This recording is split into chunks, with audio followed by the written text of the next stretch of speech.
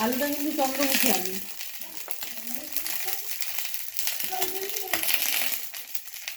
এই আলুটা চন্দ্রমুখী।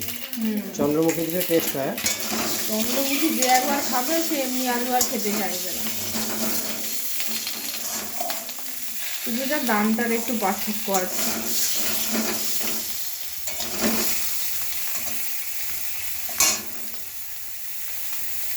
ডিমটা ভাজা হোক।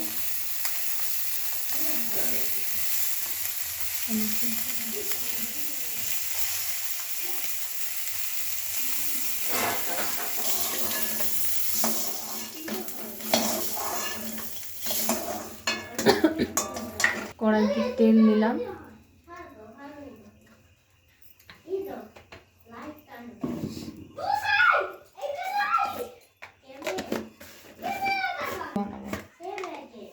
আজকে ডিমের কষা কি দিয়ে তৈরি হবে? দই দিয়ে। দই দিয়ে। আচ্ছা, একটু কালো জিরা ফোড়ন দিলাম।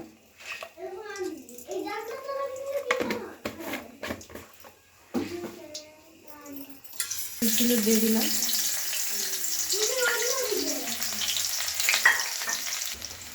এবার টমেটোটা দিয়ে দিলাম। এবার একটা পেস্ট দেবো। কি পেস্ট দেবে?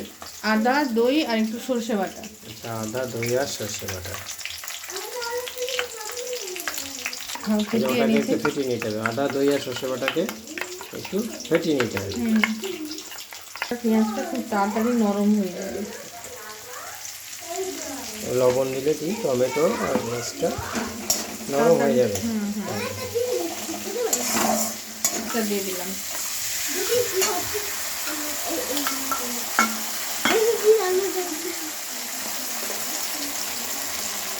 দিলাম একটু হলুদের গুঁড়ি, ঘরে করা লঙ্কা গুঁড়ি। কালারটা তাই অল্পই দিই। এটা কি লঙ্কা গুঁড়ি দিয়েই করতে হয় না এমনি কাঁচা লঙ্কা দিয়ে করা যায়? কাঁচা লঙ্কা দিয়েও সুন্দর হবে। আমি দেবো কাঁচা লঙ্কা। কালার তো ইয়ামি ইয়ামি কালার আসছে।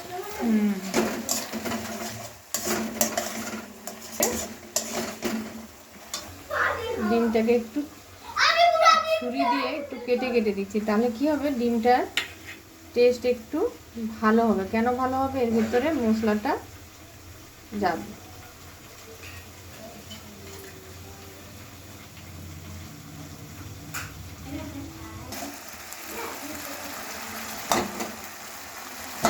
হালকা জল দিয়ে নেবেন। সেই ফেটানো বাটি ধোয়া জলটা দিলাম। নাহলে মশলাটা চুইয়ে নিতে পারে। সুগারের পেশেন্ট হলেও এতে একটু যেহেতু দই দিয়েছি, একটু চিনি দিলে কি হবে, তাহলে টক ঝাল মিষ্টির ব্যালেন্সটা ভালো হয়।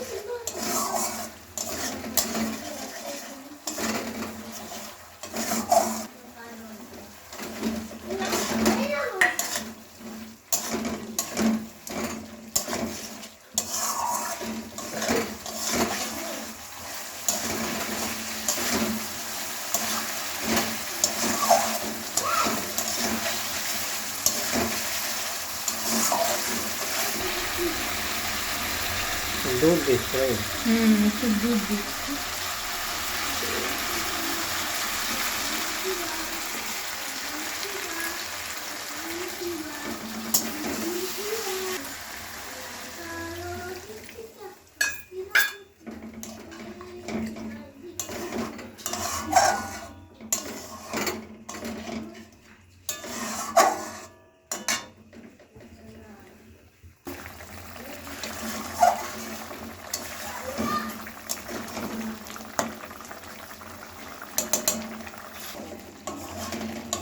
এরকম হয়ে যাবে একবার শুকনো শুকনো। একদম শুকনো শুকনো হবে। আর নামানোর আগে একটু ধনে পাতা আর একটুখানি গরম মশলা ছড়িয়ে দেবো। এটার নাম কি হলো? ডিমের কষা। অ্যাকচুয়ালি আদা রসুন পেঁয়াজ দিয়ে সেটাও হয়, কিন্তু এটা আমি একটু অন্যভাবে করলাম আর কি। এখানে রেডি হয়ে গেল ডিমের কষা। গরম গরম ভাতের সাথে ডিমের কষা, আমার বাবা এটা খেতে পছন্দ করে। দর্শক বন্ধুরা, যদি আপনাদের খেতে ইচ্ছে করে চলে আসতে পারেন। মেনলি আমাদের রেসিপিগুলো রাত্রেই হয়, দিনের বেলার রেসিপি আর ভিডিও করা সম্ভব হয় না, কারণ সবাই ব্যস্ত থাকে। আজকের মতো ম্যাডামের রান্না শেষ হলো। অবশ্য অন্য রেসিপি থাকবে, আজকে আর সেটা ভিডিও করা সম্ভব হচ্ছে না।